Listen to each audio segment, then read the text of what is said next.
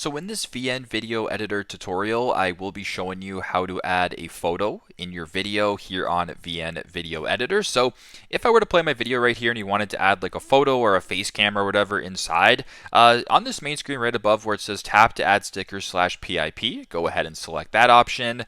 Then once you're here where it says photos, select that.